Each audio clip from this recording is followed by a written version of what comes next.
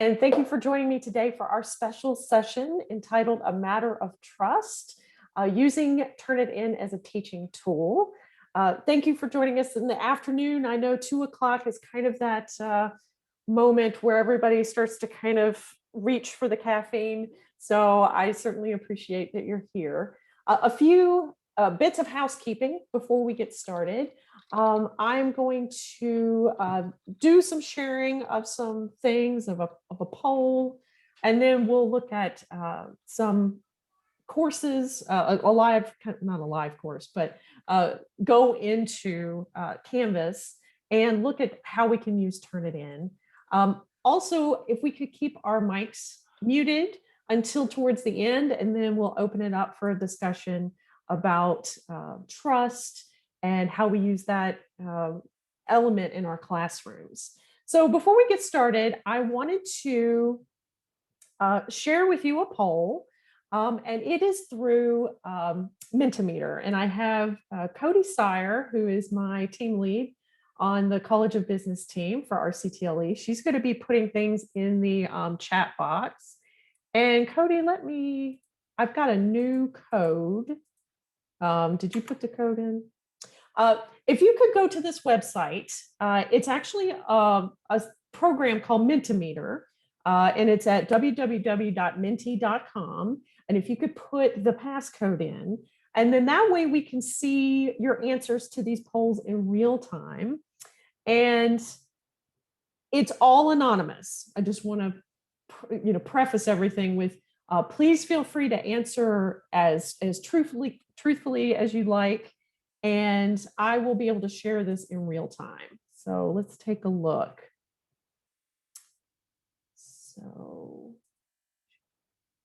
So as answers come in, we can kind of see it's almost like a horse race. You can see the numbers kind of move either towards strongly agree or strongly disagree. But here, I really want to get a temperature check on how we feel about the students and our trust level in them. So here you have, I trust my students. Do you strongly agree with the statement, or maybe not so much?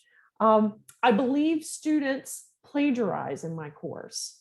Do you think that's happening a lot, like strongly, or maybe not so much? And finally, I believe Turnitin prevents students from plagiarizing. Is it a deterrent in the classes? So looks like we're kind of in the middle on all of these answers. I'll give a few more minutes to add to this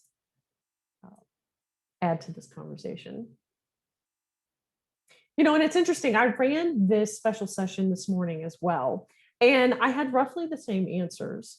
I think the last one was a little lower on the, I believe Turnitin prevents students from plagiarizing, but it's really good to kind of reflect on how we as instructors feel about our students as we go into the classrooms. Every term is a new term, and we try to bring things with us. We try to bring that trust into the classroom, but sometimes we take things from the past and past classes with us as we go along. So these are some of the ideas and subjects that I'd like to talk about today.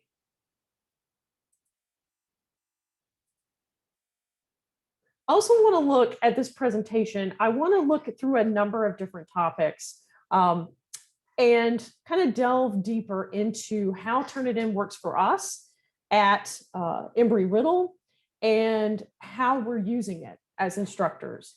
Also, what is it? How do they define themselves, and how we at RCTLE, how do we define Turnitin? Also, what do students see when they submit an assignment? I find that this is probably the most beneficial thing that I have found looking at research for this presentation. I myself had never submitted anything into Turnitin. And I know many of you have through various programs and whatnot, but for whatever reason, my personal schooling has never taken me to the point where I have actually um, submitted anything. Are you okay? Rachel, I don't know if you are having any issues. Does it, everybody can see it? Yes, okay, thank you. And also, we want to look at Turnitin as a teaching tool. What can we do to help the students use this program for their benefit and for our benefit as well? Teaching from a place of trust, I think that this is something that kind of goes hand in hand with Turnitin. It is something that we have to um, address as we go into these courses and use programs like this, and not just Turnitin, but even other programs that may appear on the scene later down the road. They're certainly appearing at other universities like Proctorio and Respondus, which are like surveillance programs that monitor students through either like keystrokes or eye movements when they're taking exams. I also want to talk about addressing issues head on, dealing with plagiarism in the classroom and talking with your students about it. Come to find out that's one of the best deterrents that we have for plagiarism. And finally, unfortunately, sometimes that they have plagiarized. And, what do I do now? I want to give you some examples of things that you can do and options that you have to move forward with your students. Now, first, what is Turnitin? On our website at RCTLE, we define it as a tool that can be used to provide constructive feedback for student work. And I won't finish reading the rest of it, but we talk about it as a tool. You won't hear us connect it to the P word, which is plagiarism. Plagiarism is a possible outcome of what we find when we use Turnitin as a tool, but it's not always what we find. And in a lot of instances, and maybe the majority of them, that's not what we find when we see similarity and similarities in the reports that we see. So you'll often hear those of us at RCTLE will use it and we'll say it's a similarity report or an originality checker, these things like that, a little bit less kind of loaded with that term, plagiarism. How interesting then is what it says on the website, right? And Karen, I see interesting since that is what it says on its website. Initially, Turnitin was not using plagiarism as a term and not using it very frequently. Now, when I pulled these off just a few days ago, pulled these images on the right side of the screen off their website, it says plagiarism prevention. And I think that the tone has changed possibly since COVID. It's a situation where there is a number of instructors that are moving their courses online that have never dealt with online before.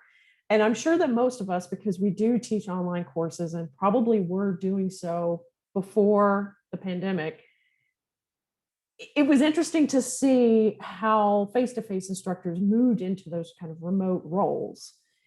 And there was this kind of rhetoric going on that, oh, everybody's running wild. The students are running wild, running amok. They're plagiarizing everywhere.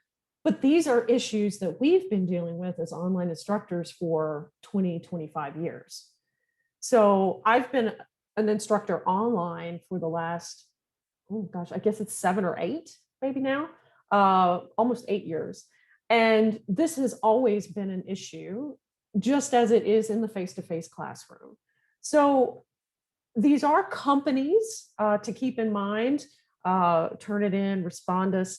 There's also a kickback, particularly to the surveillance software situations, which Turnitin kind of sits a little to the side of that. I wouldn't say it's as invasive But it's certainly kind of part of that larger spectrum of tools that we use to vet students' work. So it's just something to keep in mind as you look at this. It's interesting to see this conversation too. So if you're interested to see this kind of push and pull that's happening between these companies, say for instance, Proctorio was a supporter for a educational conference recently, and a number of speakers pulled out because of their support. Schools are also kind of having a knee-jerk reaction to them. Students are as well. So I would encourage you to go onto the Chronicle or the Inside Higher Education the websites like that, to kind of see what this dialogue is all about, because that's kind of where we are. We're kind of in that larger discussion when it comes to Turnitin and it more generally trust with the students in the classroom. Now, what Turnitin will say, and what I'll say as well, is that context is everything and that there is no magic number or magic percentage that you should be looking for in a Turnitin article or a submission. That every assignment kind of has its own history. And you have to look at that when you look at an assignment once it's been turned in. You have to dig deeper to see why these things are the way they are. Now, I did a little playing around with Turnitin myself, and I used my sandbox, and I wanted to see what it was like, one, to be an instructor, specifically with the Embry-Riddle Turnitin, because Turnitin looks different for different schools. It depends on which subscriptions that you get. Sometimes they have like a feedback studio built in, or sometimes it's just the similarity checker and things like that. So I took my sandbox and I decided to also play a student, where I turned in my own work that actually happened to be from, I don't know, 15, 16 years ago. And I was surprised at what turned up. So let me share with you. So all of us have a sandbox. And if you don't, please reach out to RCTLE and we can certainly make you one. This is always something fun to play around with. And this is where I always start if I have something I want to do. So for this particular class, let me scratch that. Let me go back. In every class, you have something here that is a wonderful set of resources for you when it comes to Turnitin and looking at plagiarism and dealing with academic integrity violations. And that is number 4 in this section called Information for Instructors. So I'm sure most of you have heard the IFI as it gets referenced. And often number 2 is your course specific information. But if you go a few more down, you'll hit the plagiarism and academic integrity violation section.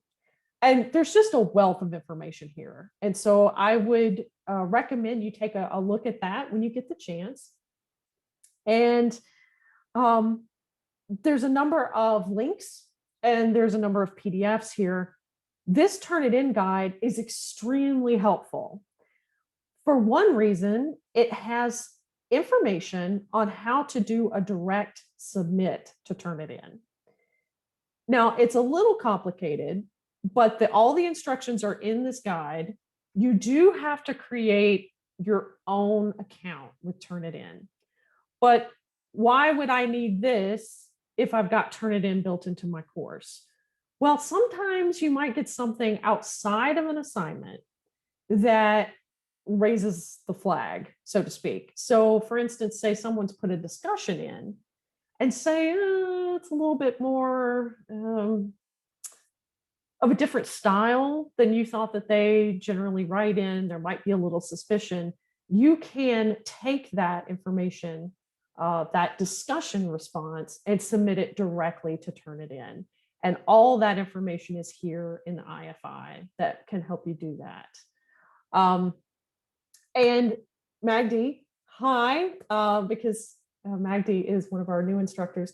Does the instructor decide on the percentage of similarity allowed, or is it a school policy? It is my understanding that all of this is up to you as an instructor. You can make that decision, because sometimes you will see a very high percentage, but you'll be able to dig deeper into Turnitin, and you'll be able to see why it's the way it is. So sometimes it could be a high percentage, but it might be for apparent reasons that aren't related to plagiarism. So then it's always the instructor's decision on how they want to proceed, and their decision on what they think is appropriate.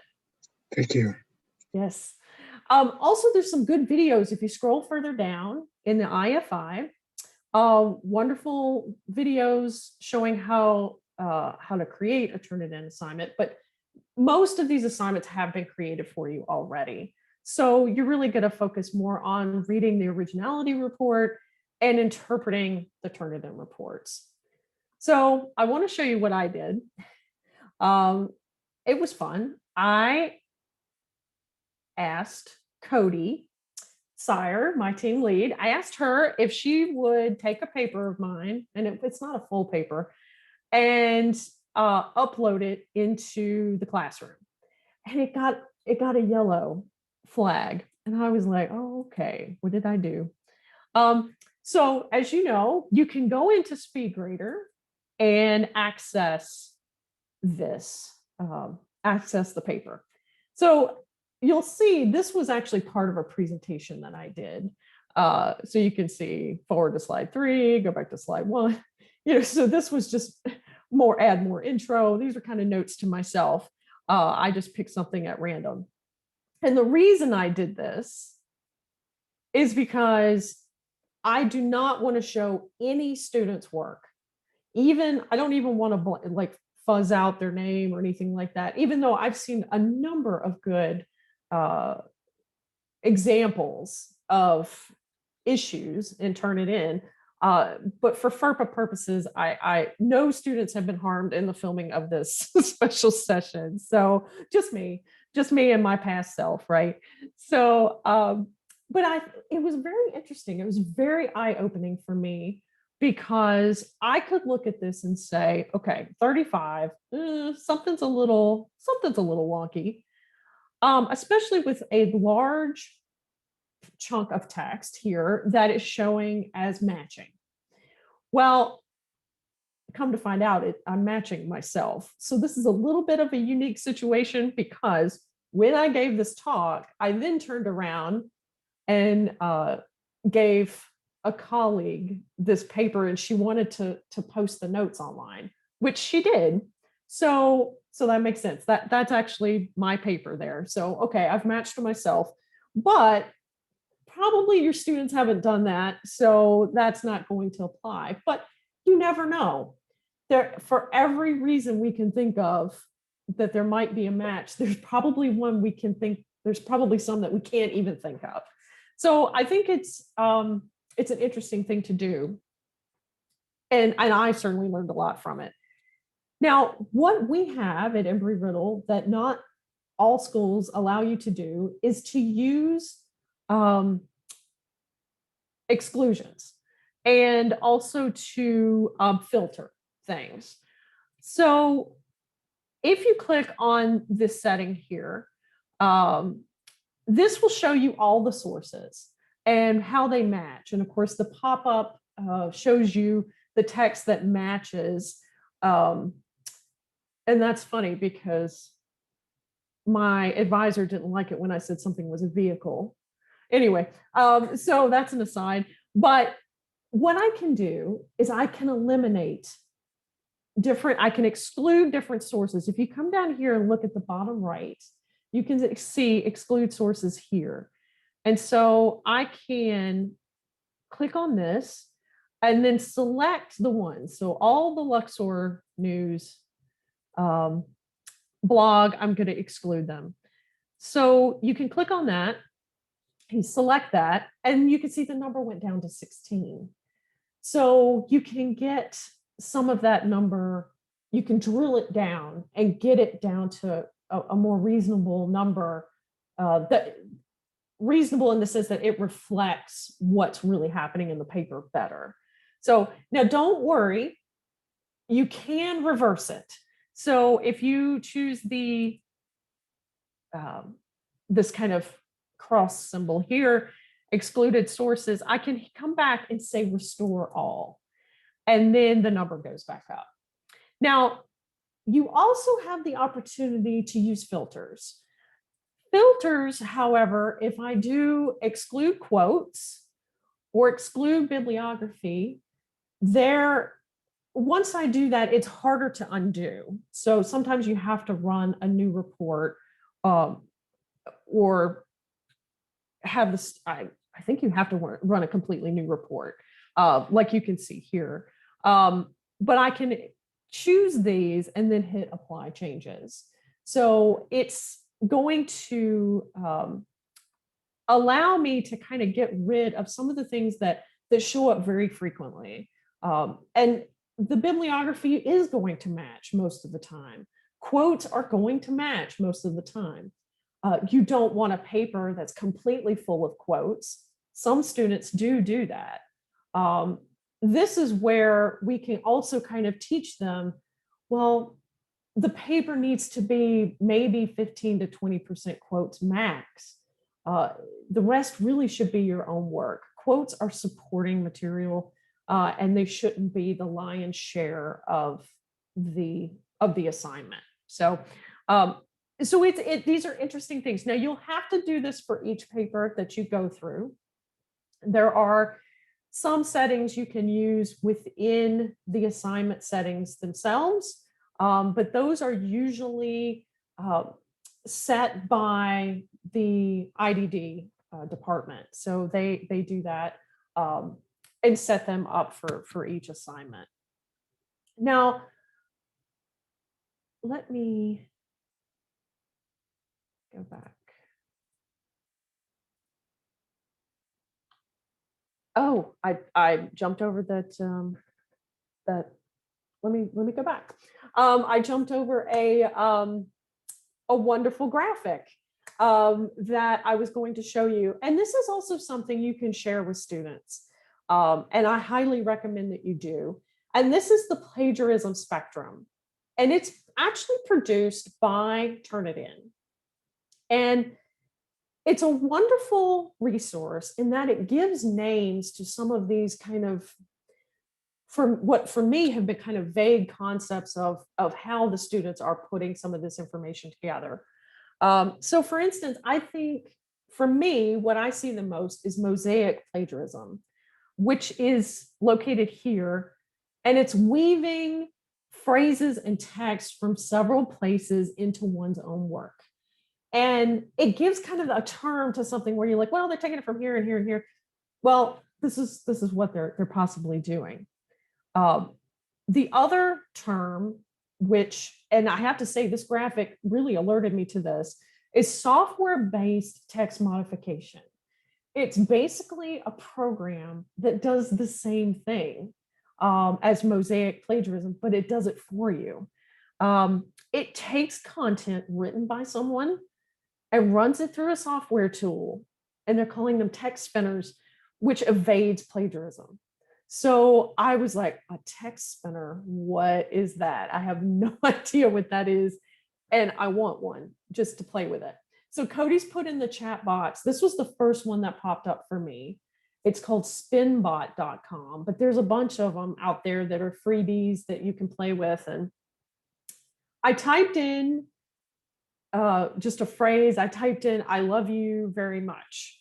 And it spun it and it came back, I love you dearly.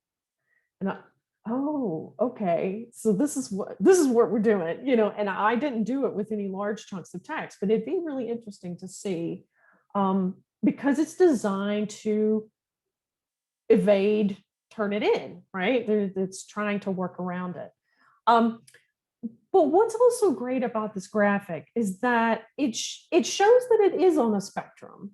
that there is inadvertent plagiarism. There is student collusion. Maybe they shouldn't have really worked on it but together, but they did.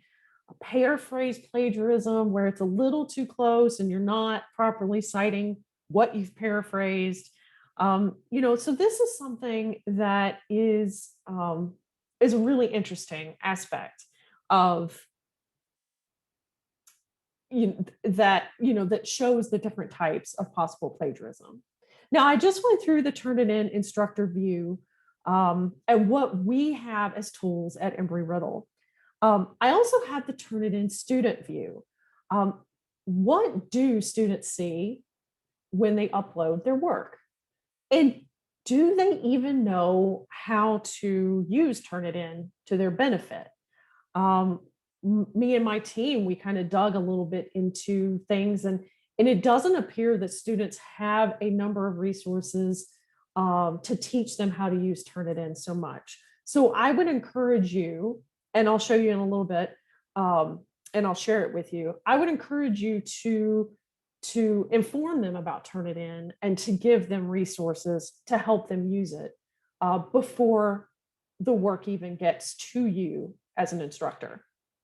So I went back to the sandbox, and this time I went into Cody's sandbox and I said, okay, I'm going to play a student now because I want to see what they see. And so I took another piece of writing I had from a long time ago and went into one of her assignments in her sandbox that has Turnitin activated. So I am doing this through screenshots, however, though, because it does take a while for the similarity report to generate. So this will show you a little bit more quickly. So I went to the bottom, you go to you scroll down and you can choose your file and upload it, but then you have to agree that this assignment is my own original work. So they do know that this is going into Turnitin's program. Then they submit it, and then they'll see the submission details. This is where they have to go back in to see what their Turnitin score is. I have a feeling that a number of students upload it and then kind of wash their hands of it and walk away. Or they do go back, but they really don't know how to get much further than this or this page. If they select that flag, this is what they get. So they'll see the number, but they won't know how to go any further from here, because I have seen in classes where students have said to the instructor, I got a 60% and I have no idea why. They are able to see what we can see. They just have to click on that number. And then they can drill down and really see what's going on with the drill down and really see what's going on with the sources. So you can see with mine, 10%. I was like, okay, I was a little surprised. But then when I looked, I noticed that it was because I had a number of quotes, not quotes, I'm sorry, titles. I study Egyptology. And so I have names, I have titles for these individuals. You can't change it. If you're an overseer of the granaries, that's just your name. I can't change it. I can't paraphrase it. It's, I look over the baskets or something, or the grains. It's not going to work. So I would hope that my instructor would just realize that, that they would realize that this is part of that. It's something that can't be changed. But it's interesting to see what they see when they upload these things. Also, the interesting thing about Turnitin is it's built into Canvas. And for us, we see those flags next to their names and next to their assignment numbers, their grades. And it's hard to kind of not take that in. If you see a red flag, I mean, a literal red flag next to someone's submission, it's hard to kind of divide that, from kind of what you're seeing. But I would certainly encourage you to go in with an open mind, kind of innocent before proven guilty, because you never know what the reasons could be for the similarities. And so by doing this for myself, it was kind of humbling to see, oh, okay, well, it's going to catch my stuff too, for whatever reason. I would encourage you, if you're interested, to becoming a student and putting your own stuff in, to email me, and I can put in I can put you into my sandbox as a student, and you can upload something just to see what it feels like, because I think it was interesting. Now, Cody has put into the chat box the Turnitin announcement template. I have made, for all of you, I have made a template that shows how to maybe start off that conversation about Turnitin with your students, how to go in there and kind of lead the discussion, show that it includes the plagiarism spectrum graphic I just showed, so that maybe they can more quickly understand the range of plagiarism, which I think is really, it's good for them to see that, because it's hard to read through all that and go, oh, okay, the graphic is quick, it's fast, and gets a lot of information across. It also has the template, the Turnitin announcement template also has links that will take you to Turnitin so that they can see the student view, because Turnitin has their own kind of student guides as well. So that's something that you can use to kind of start off that conversation. Now, teaching from a place of trust, though, I think it's really where we'd rather be.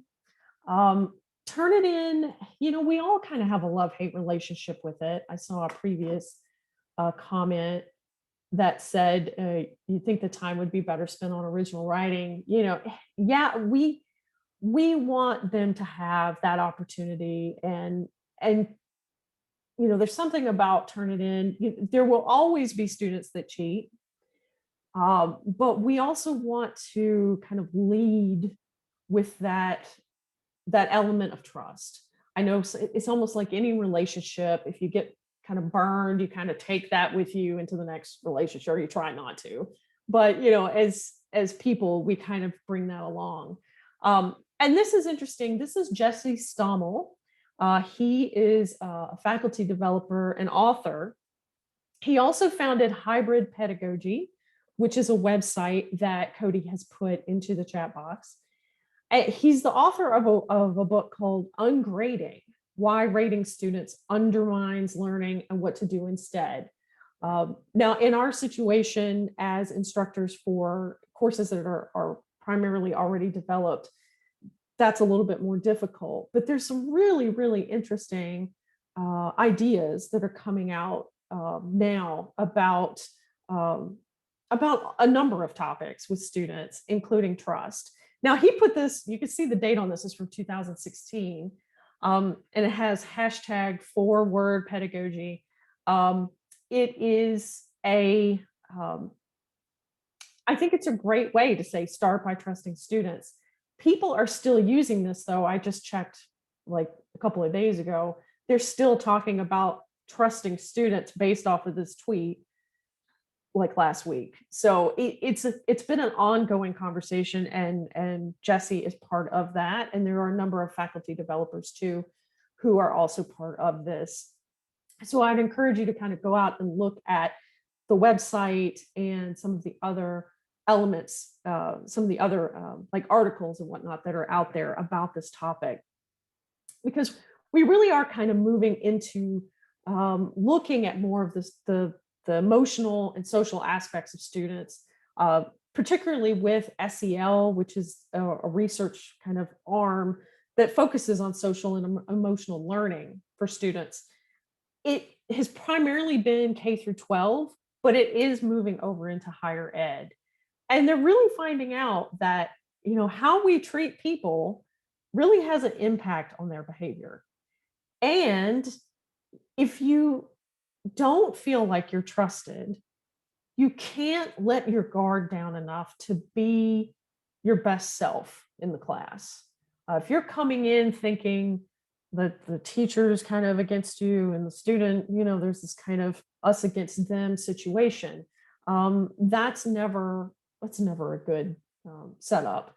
Certainly not for learning and uh, kind of enriching oneself. So I would encourage everyone to really think about starting from a place of trust and really imparting that to students somehow. I would do it through announcements and maybe your introduction the first week. I think talking about plagiarism is important. Um, and it's certainly a preventative measure, but you also want to add that this is important, but I trust you all to do what you need to do. um, uh, and that is until, for whatever reason, it might prove otherwise. There's preventative measures. They say that the more, and they meaning I've put a few references here, but there are a number of references that show and sources that show that the more they understand plagiarism, the less they're going to plagiarize, actually. And it's understanding it is the important part. So I think that resource from Turnitin is really wonderful. So, and sharing those resources, you let them know from the get-go how important this is to you. Um, I know it is something that takes a lot of energy, though. If you've ever had a student plagiarize, I mean, you sit back and you go, okay, now what? Because how do you start that conversation? How do you kind of move forward? And I'll show you a few things you can do here in a second. Also, if anybody is on the call that's a content developer, I think design is really going to save us in a lot of ways. Good design um, is certainly a preventative measure to plagiarism. When you're not putting all that weight on, say, one paper or one kind of assignment, if you could break it into smaller increments, if you can do different types of assessment, I think that these are the things that scholars are finding work the best. For us as instructors, for the contents already developed, we can put it into the dialogue. We can show them that they have our trust. But for the content developers, this is really where they can make a difference with IDD and developing the courses. So, well, now they've plagiarized, unfortunately. What do we do? Well, always reach out to the student.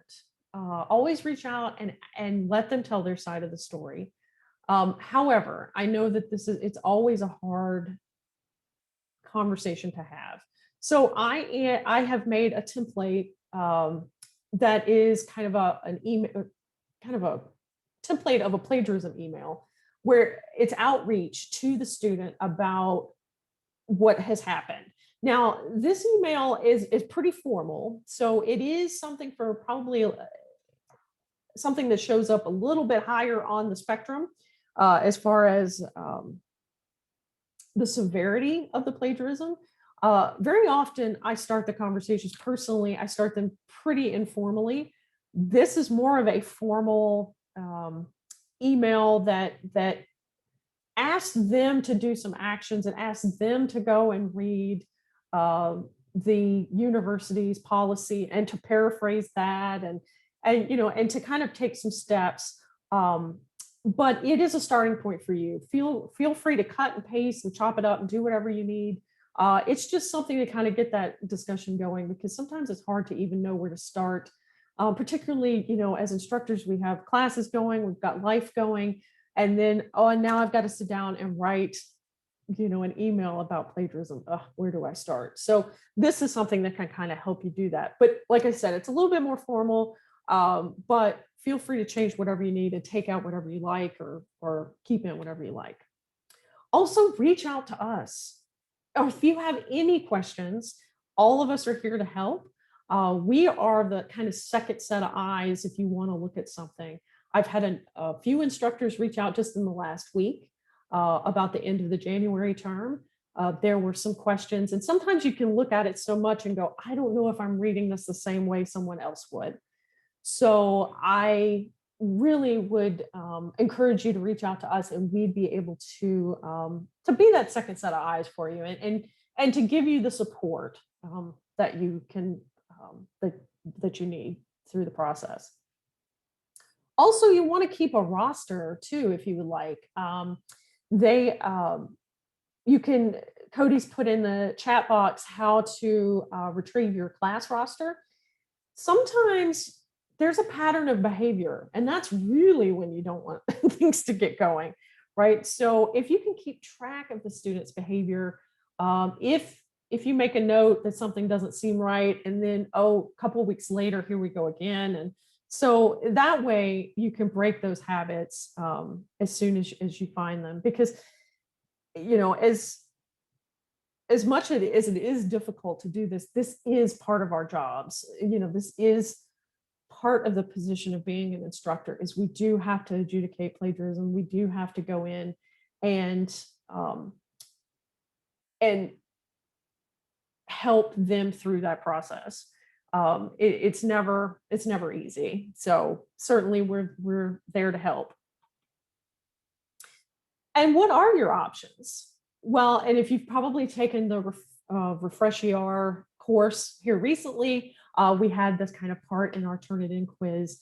You have a number of options at your disposal. You can provide students with a warning and an opportunity to redo the assignment. You can give them a warning and a 0, or you can go straight to the academic integrity violation, which all of that information, Cody put that in the chat box, but it's also in the IFI in that number 4 section.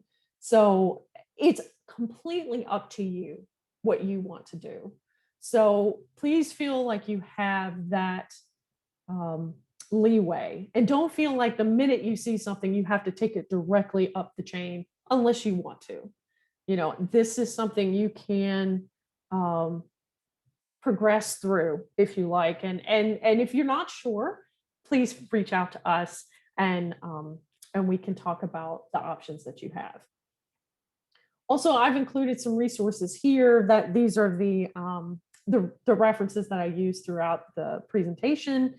Also, a few articles, and but most of them match what Cody's been putting in the chat box. So with that, I'm going to stop sharing, and I'm going to open the floor up to any questions you may have, or if you want to talk about a certain situation with a student or anything like that. So I'd be happy to just chat. So thanks. Hi, Liz. This is Magdi. Hi. Since I'm new here in the school, I am trying to get myself familiar with the environment and your common practices. And now I know that students, they can run Turnitin before submission, so that's a good thing. At what point, what type of level of or the percentage to be exact that you send that formal letter? Is it like 50%? I love two students. I like those who would like to cheat good, like 90%, 95%. That makes my life much easier. I give them the 0, and I'm moving forward. Right. I think it's only difficult Mhm, when you put your standards like 10, 15, then you find out you have 20, 25. This is the person that you would like right, to accommodate mhm, and put some mhm, times to help him or her. mhm, So again, from I don't want to call it a policy, but there must be school policy here that I have to follow so I can maneuver around it mhm, and meanwhile uh, put um, put things in perspective in the first announcement. mhm, Usually, this is what I do, mhm, and maybe I'm talking too much, but I wanted to share with everyone that my very first week announcement, mhm, I clearly tell my students my expectations about this particular issue, mhm, and I leave no doubt mhm, whatsoever that they can take advantage of. Oh no, I didn't know. mhm, But I think the magical or the magic touch here is I put like two sentences in phrasing that I love to read your words. Don't mhm, worry about your English or whatever you put it the way that you like. I will mhm, take it. Things like that. So I think mhm, that by experience, it did change my students' behavior. mhm. Um, and they were more into writing on their own and that copy and paste was almost gone. But That's again, interesting you say that. Yeah. the question is at what percentage that the formal letter Mm. will move on. Thank you. Yeah, and you had a number of interesting points in that. As far as a percentage, we it's my understanding that we do not actually have a percentage that goes with that formal academic integrity violation. So I have some of my fellow colleagues from RCTLE on here. If all of you know of a number, but I don't think there is one. Now you may personally feel like, okay, if they go beyond 50, 60% or something, and they're not I want to say confessing, but if they still say it's their work, or if it gets really contentious like that, I would certainly include some of us from RCTLE to help you kind of navigate through that. But there, as far as policy, I don't believe there's any specific number you have to have. Okay.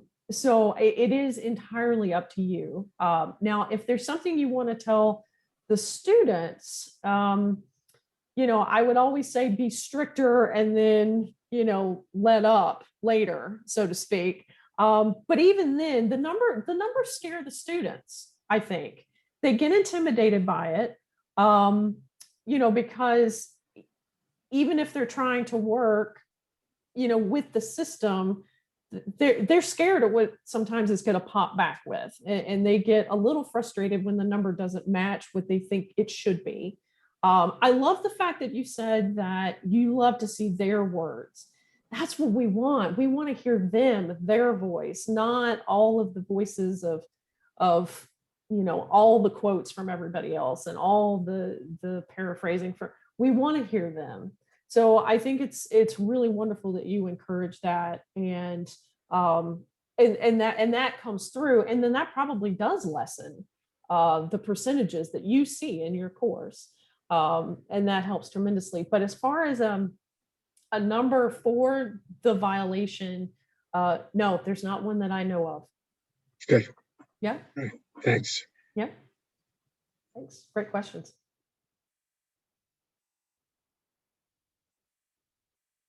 Shooting your roster. Hi, Liz. Hi. Hi. Hi, Marvin. First off, phenomenal presentation. Well, thank you. Very, very, very informative presentation. Really got a lot out of this particular presentation. Oh, Um, awesome. I do want to share, just in general, some general conversation that may benefit some of the other instructors on the line here. I use a 20% as a general guide.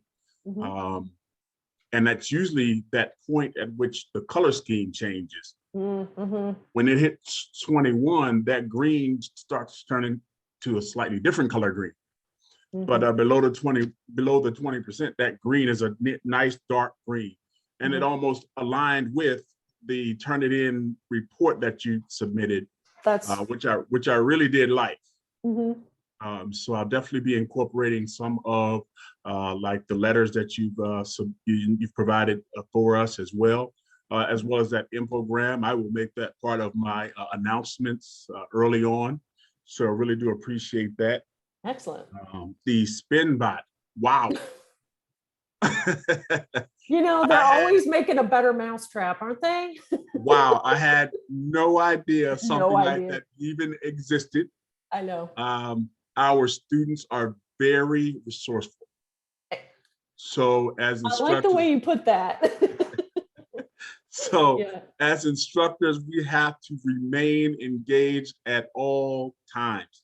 I agree. I've been instructing with Embry-Riddle now for over 5 years, and I have had as high as 89% matching in the Turnitin product. And I've had phenomenal success with immediately engaging the student via email and letting them know what I see as a matching percentage being very high. And I offer them an opportunity to share with me why it would appear to be so. And I have had phenomenal success with the responses back. And there one or two occasions where the student didn't respond at all.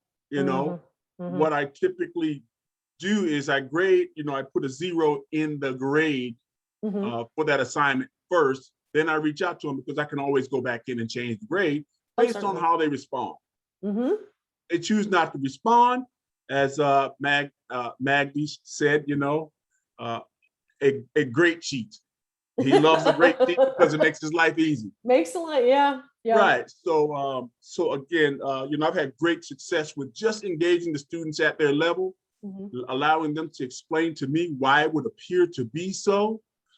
Sometimes there's some great reasons.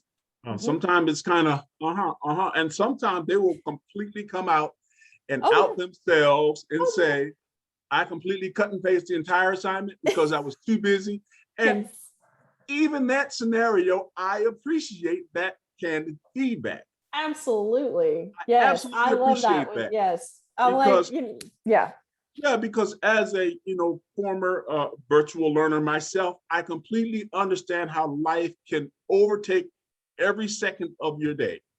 So you resort to various ways of getting the assignments done.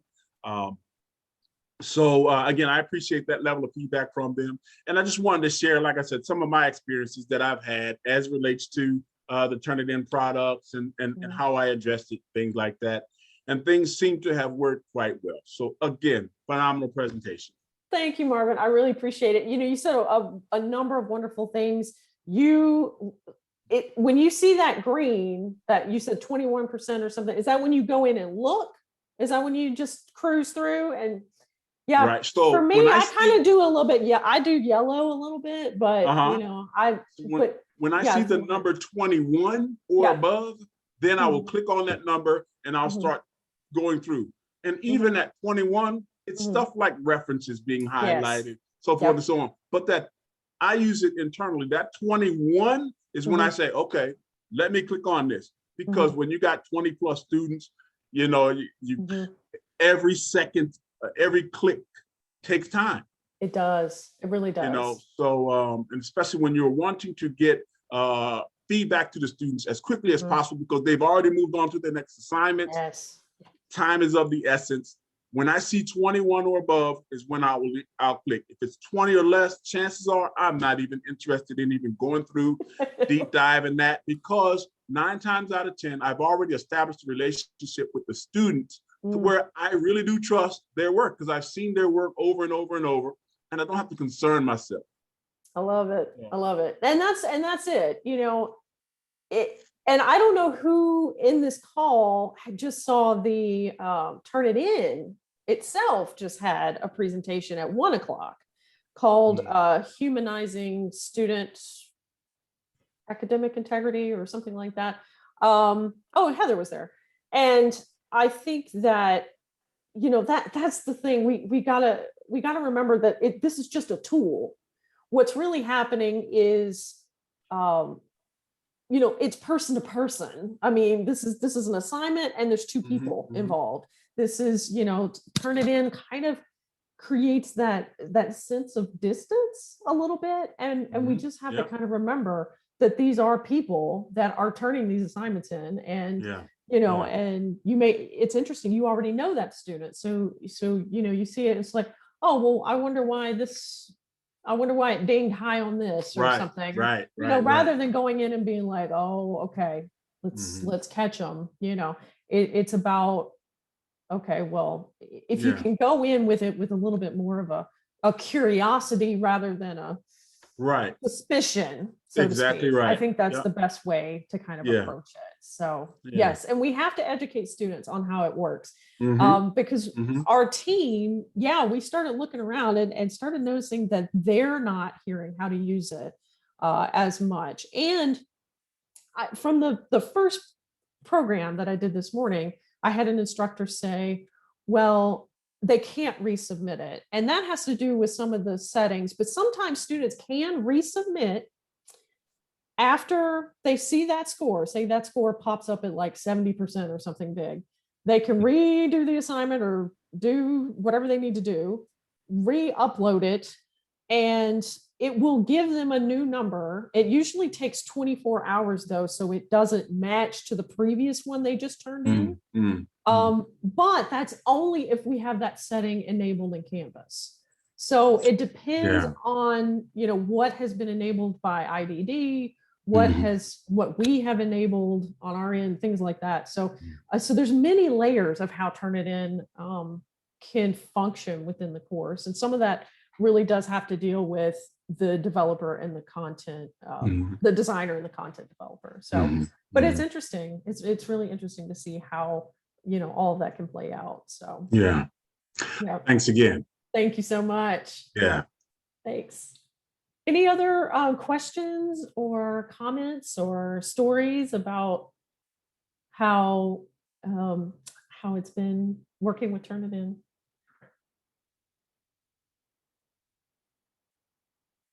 All right, well, thank you so much. Thank you all for attending. And yes, have a wonderful day. And let me know if I can add you as a student in Sandbox. I promise not to grade anything. So, all right, thank you. Bye, thanks.